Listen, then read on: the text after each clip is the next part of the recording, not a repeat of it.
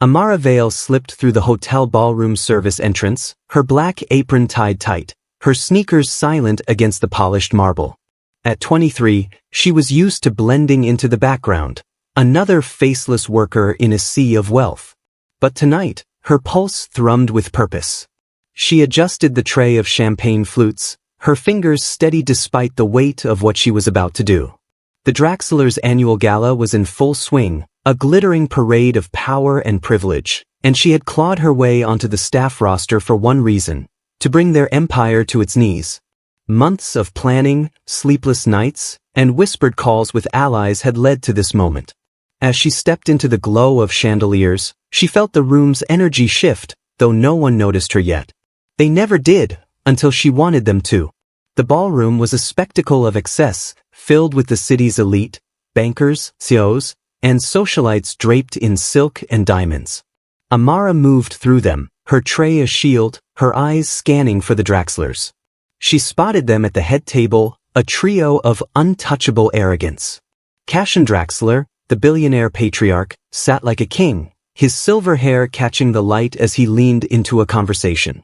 His wife, Lyra, radiated cold elegance, her smile sharp enough to cut glass. Their son, Orion, lounged with a smirk, his tailored suit doing little to hide his spoiled cruelty. Amara's grip tightened on the tray. They hadn't recognized her. Why would they?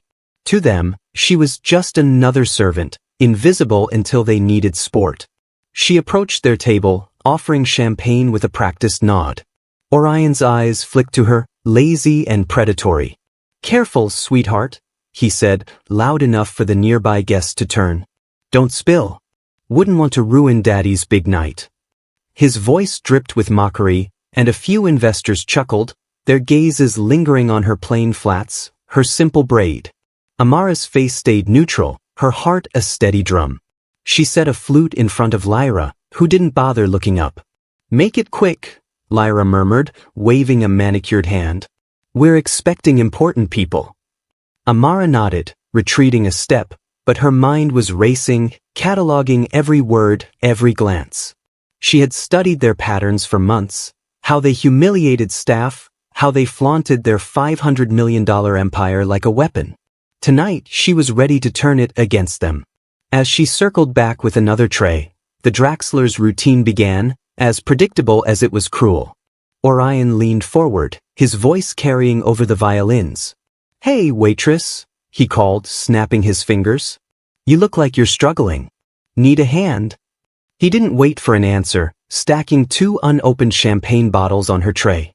The weight shifted dangerously, glass clinking as she adjusted her grip. "If she drops it, at least we'll have entertainment," he said, grinning at the table. Laughter rippled through the guests, their eyes pinning her like a spotlight. Amara's arms burned, but she balanced the tray with precision, her face a mask of calm.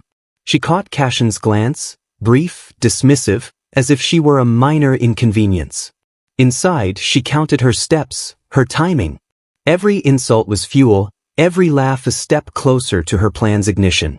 The crowd around the Draxlers grew thicker, investors and power players drawn to their orbit. Amara moved among them, invisible again, her tray steady despite Orion's stunt. She overheard snippets of their conversation. Talk of a massive deal, a $500 million merger that would cement their dominance. Cassian's voice boomed, confident, as he toasted to their empire. Lyra chimed in, her tone honeyed but cutting. "It's a shame some people will never understand real power," she said, her eyes sliding to Amara for a split second before returning to her guests. The jab landed, but Amara didn't flinch. She had learned long ago to bury her reactions, to let their cruelty slide off her like water. But she wasn't here to endure, she was here to dismantle. Orion wasn't done. He leaned back, letting a silk napkin slip from his lap to the floor. "Oops," he said, his voice mock innocent. "Let's see how quick she reacts. They're trained like reflex dogs, aren't they?" The table erupted in chuckles, eyes darting to Amara. She didn't move, didn't bend to pick it up. Her refusal hung in the air, sharper than their laughter. Orion's smirk faltered for a fraction of a second, but he covered it with a sip of champagne. Amara stepped back, blending into the shadows of the ballroom, her tray still balanced. She felt the weight of their stares, the room's anticipation of her failure. But she wasn't playing their game, she was setting up her own. The night wore on, the gala's energy building as the Draxlers held court.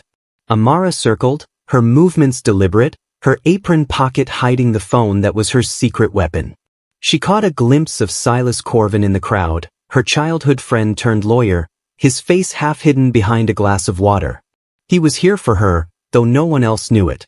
Their eyes met for a heartbeat, a silent signal that everything was in place. Amara's heart steadied, she wasn't alone in this. Maven Rourke, the journalist who had once been silenced by the Draxlers' legal threats, was out there too, waiting for the moment to strike. Amara's plan was a web, and the Draxlers were walking right into it. Lyra's voice cut through the hum of the crowd. "Girl," she said, beckoning Amara with a flick of her wrist. "Come here." Amara approached, her tray empty now, her expression blank. Lyra pressed a crumpled dollar bill into her hand, her nails grazing Amara's palm. "Buy yourself something useful," she said, her voice loud enough for the table to hear. "Like sturdier shoes." Smirks spread like wildfire, eyes darting to Amara's worn flats. She pocketed the bill without a word, her face unreadable. Inside, her resolve hardened. She had endured worse than their mockery, years of being underestimated, dismissed, invisible. Tonight that would end. Orion leaned forward, holding a canopy topped with caviar under her nose.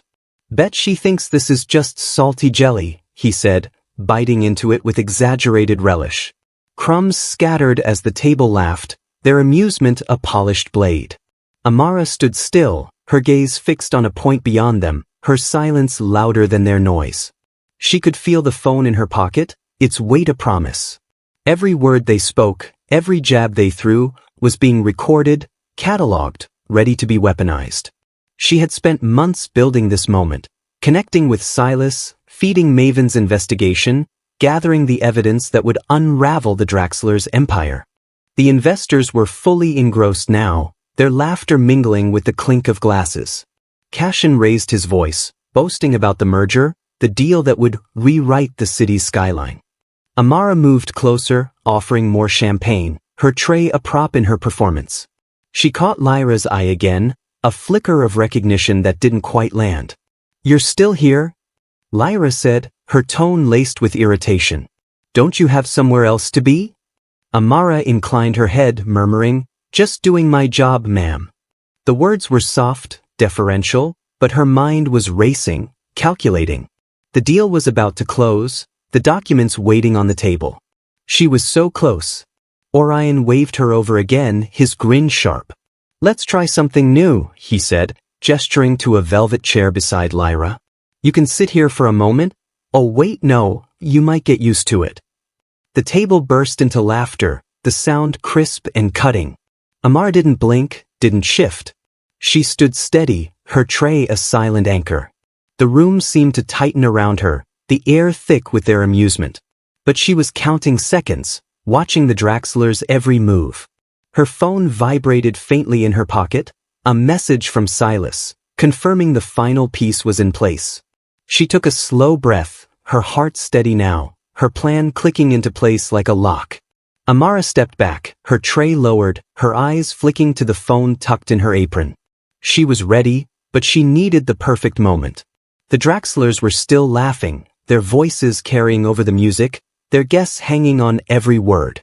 Cashin was mid-sentence, boasting about the deal's final signatures, when Amara's hand brushed her pocket. "You know," Orion said, his voice cutting through the noise, "it's almost too easy, isn't it? Playing with people like her." He nodded toward Amara, his smirk wide. She met his gaze for the first time, her eyes calm, unflinching. "Almost," she said softly, her voice steady enough to make his smile flicker. Orion's smirk lingered, his eyes narrowing at her quiet, "almost," as if he sensed a crack in the game he thought he controlled. Amara held his gaze a moment longer, then turned away, her tray steady, her steps measured. The Draxlers' laughter resumed, but it was thinner now, less certain. She moved through the crowd, her apron brushing against silk dresses and tailored suits, Her mind locked on the next step. The phone in her pocket was a ticking bomb, and she was counting down to detonation. Lyra's voice sliced through the hum of conversation, sharp and deliberate. "Girl, don't just stand there gawking," she said, waving Amara back to the head table. "We need more wine. Or are you too busy daydreaming?" The guests chuckled, their eyes darting to Amara, expecting her to shrink. She didn't. Instead, she approached with a fresh bottle, pouring with a steady hand, her face a mask of deference. Lyra leaned back, inspecting her. "You're awfully quiet for a waitress," she said, her tone probing, almost suspicious. "Don't they teach you to smile?" Amara's lips curved just enough to pass as polite. "I'm here to serve, ma'am," she said, her voice soft but unwavering. Inside, her pulse thrummed. She was so close to flipping the table on them. Orion wasn't done playing. He plucked another canopy from a passing tray, holding it up like a trophy. "Bet she's never tasted anything this good," he said, loud enough for the nearby tables to turn. He leaned toward Amara, dangling the bite-sized delicacy under her nose. "Go and try it? Or is caviar too rich for you?" His grin was all teeth, the guests' laughter a chorus behind him. Amara didn't flinch, her eyes fixed on a point beyond him. "I'm fine, sir," she said, her voice calm, almost bored. The refusal landed like a stone, and Orion's smile twitched, his ego bruised. He popped the canopy into his mouth, chewing with exaggerated relish, but his eyes stayed on her, searching for a crack. Cashin, who had been quiet, leaned forward now, his presence commanding the table's attention. "Enough games, Orion," he said, his voice low, authoritative. "We've got a deal to close." He gestured to a stack of documents on the table, the final contracts for their $500 million merger. The investors leaned in, their faces alight with greed and anticipation. Amara lingered nearby, refilling glasses, her movements deliberate, her ears tuned to every word. Cashin's voice carried, boasting of new skyscrapers, global partnerships, a legacy that would outlast them all. "This," he said, tapping the documents, "is what separates us from the rest." His eyes flicked to Amara for a split second, dismissive, as if she were proof of his point. She stepped back, blending into the shadows near a marble pillar, her tray lowered. Her fingers brushed the phone in her apron pocket, its screen glowing faintly with a new message from Silas, "Ready when you are." Her heart steadied, her plans snapping into focus. She had spent months digging into the Draxlers' empire, false contracts, buried lawsuits, silenced whistleblowers. Silas had helped her navigate the legal threads, while Maven had connected the dots to investors and regulators. Every insult tonight, every laugh, was being recorded, not just for her own record but for the world to see. She glanced at Silas across the room, his quiet nod a tether to her courage. The Draxlers thought they were untouchable, but Amara was about to prove them wrong. Orion's voice pulled her back. "Hey, waitress," he called, his tone sharper now, impatient. "You're slacking. Bring us something worth drinking." He gestured to the empty glasses on the table, his smirk daring her to falter. Amara moved forward, her tray loaded with fresh flutes, her face unreadable. As she set a glass in front of Lyra, the woman's hand shot out, grabbing her wrist. "You're not very good at this, are you?" Lyra said, her voice low, venomous. "Maybe you should stick to something simpler." The table tittered, the sound grating against Amara's calm. She gently freed her wrist, meeting Lyra's gaze. "I'm doing just fine, ma'am," she said, her voice steady, her eyes holding a glint of something Lyra couldn't place. The older woman frowned, unsettled, but released her. The gala's energy shifted as the Draxlers prepared to sign the merger documents. Cashin stood, raising a glass to the room, his voice booming with confidence. "To Draxler Holdings," he said, "and to the future we're building tonight." The guests clapped, their applause a wave of sycophantic approval. Amara stood at the edge of their circle, her tray empty now, her hand hovering near her pocket.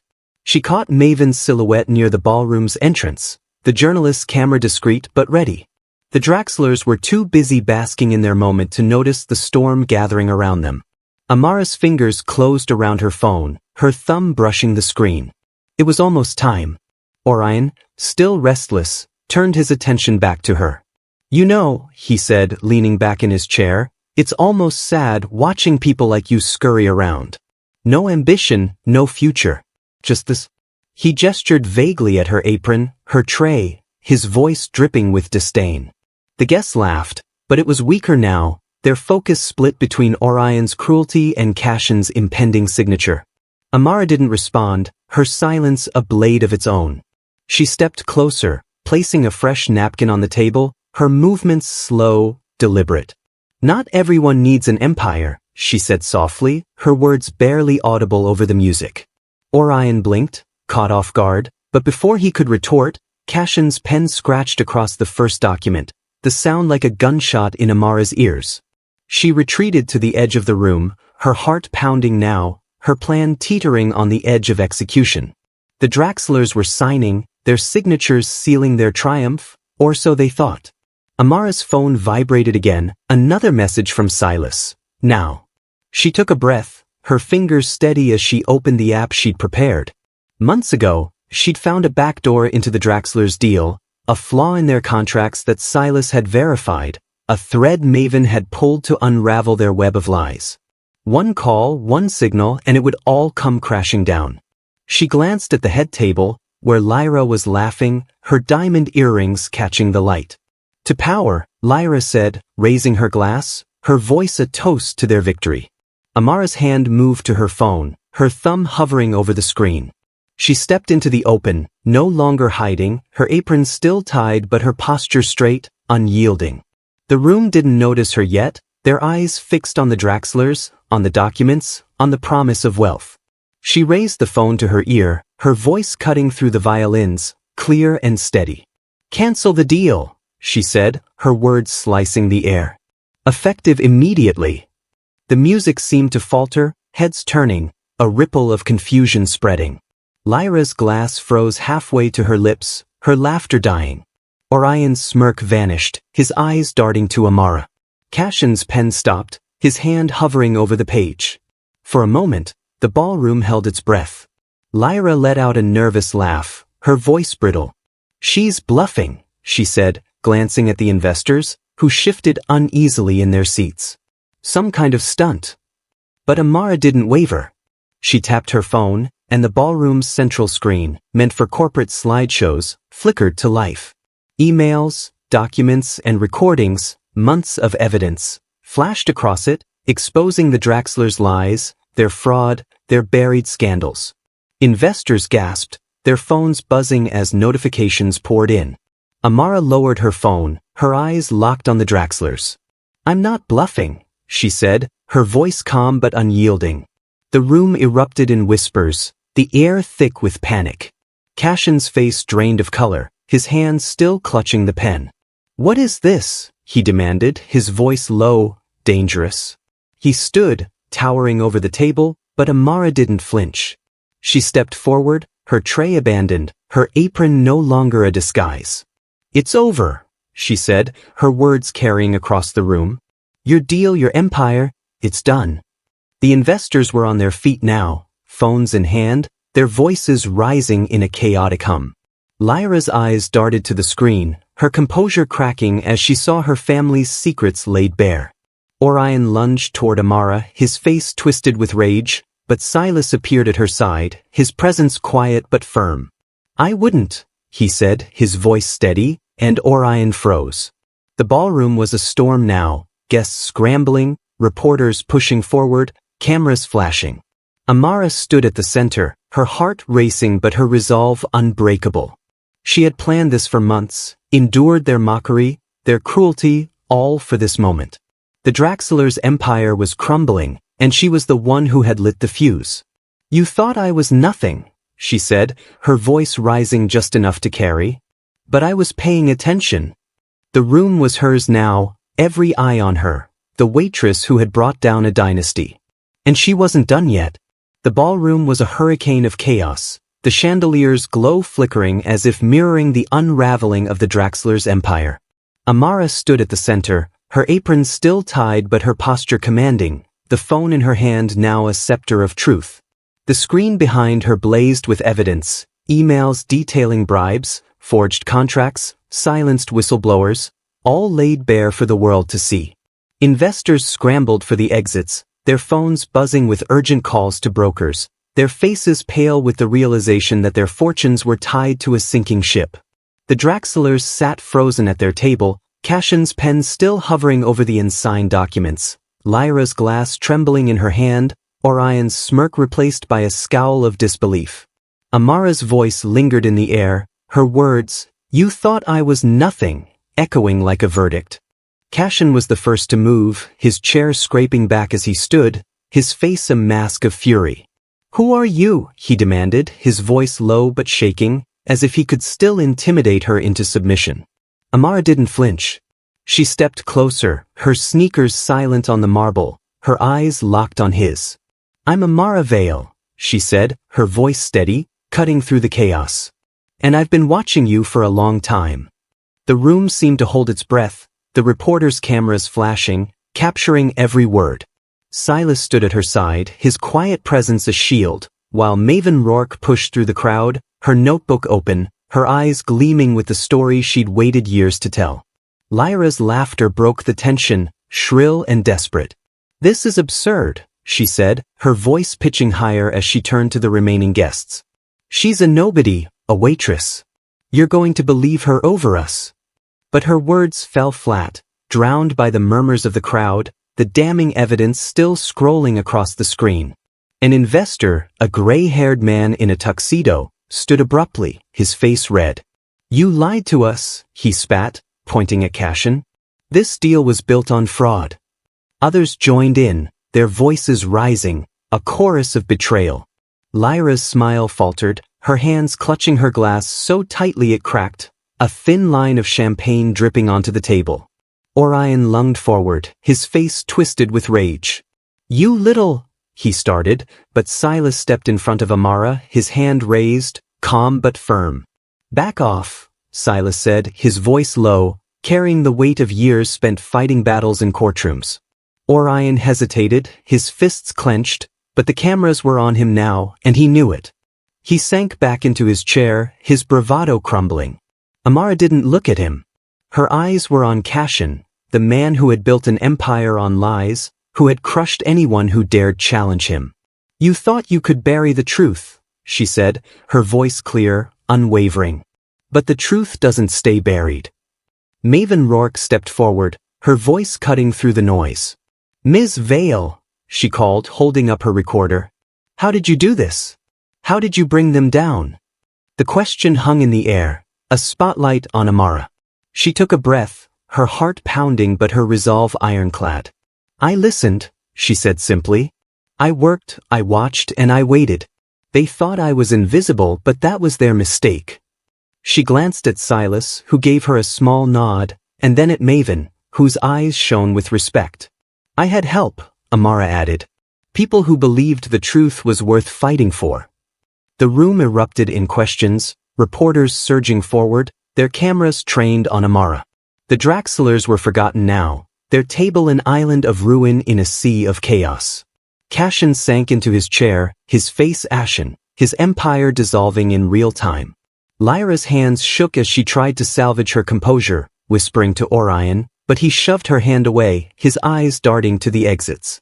The investors were gone, their deals cancelled, their trust shattered. The screen behind Amara flashed with a final email, a regulatory order freezing Draxler Holdings' assets, effective immediately. The $500 million empire was dust. Amara untied her apron, letting it fall to the floor, a quiet gesture that felt like shedding a skin.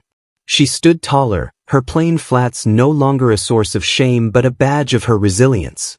The crowd parted as she moved toward the center of the room, her voice rising one last time. "This wasn't about revenge," she said, addressing the cameras, the reporters, the world beyond the ballroom. "It was about justice. For everyone you stepped on, everyone you silenced."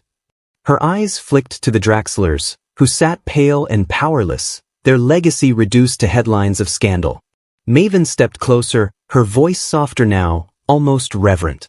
"Amara Vale," she said, her recorder still raised. "The world's going to know your name." Amara met her gaze, a flicker of warmth breaking through her calm. Good, she said quietly. Let them. Silas touched her arm, a silent reminder of their shared fight, their years of planning in the shadows. The reporters swarmed, their questions a tidal wave, but Amara stood steady, her story no longer hidden.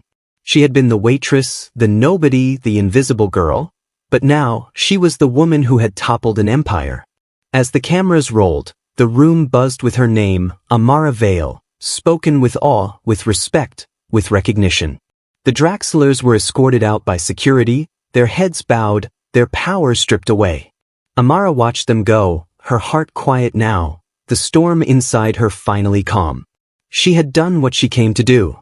The world saw her, not as a servant, but as a force. And for the first time in years, she felt free. Say something to the world. Lily shook her head, closing her chessboard. I just wanted to play, she said, and Clara's laugh was warm, fierce with pride. The ballroom's lights glowed brighter, the weight of their struggles lighter, as Clara and Lily stepped toward the exit, their victory a fire that outshone the chandeliers, fueled by a grandfather's lessons and a mother's unbreakable love. If you like this story, hit that like button to let us know. Share this story with someone who needs a spark of hope, and subscribe to join us for more tales of human strength and unexpected victories. Your support keeps these stories alive, and we can't wait to bring you the next one.